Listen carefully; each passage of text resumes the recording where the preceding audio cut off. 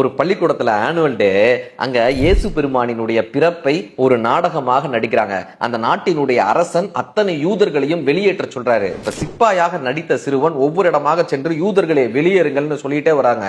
அங்க சூசையப்பரும் மேரி அம்மையும் இருக்காங்க. யூதர்களை நீங்கள் வெளியேறுங்கள்னு சொல்லும் போது அந்த சூசையப்பரும் மேரி அன்னையும் அழுகுறாங்க. என்னுடைய மனைவி இப்போது கர்ப்பமாக இருக்கிறாளேன்னு சூசையப்பரும் மேரி அன்னையும் அழுவது போன்ற காட்சி.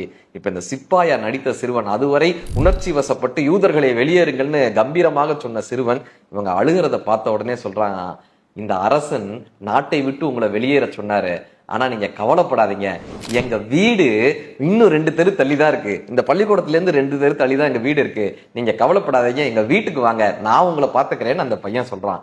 இந்த காட்சியை பார்த்து அந்த பள்ளிக்கூடத்தினுடைய முதல்வர் ஓடி வந்து அந்த பையனை அரவணைச்சு முத்தமிடுறாரு. நான் இயேசு பெருமானினுடைய பிறப்பை நாடகமாக எடுக்க வேண்டும் என்று ஆசைப்பட்டேன், ஆனால் இயேசு பெருமானே பிறந்து இந்த பள்ளியினுடைய மாணவனாய் வந்திருப்பது நான் செய்த மிகப்பெரிய புண்ணியம்னு அந்த முதல்வர் அவர்கள் சொன்னாராங்க.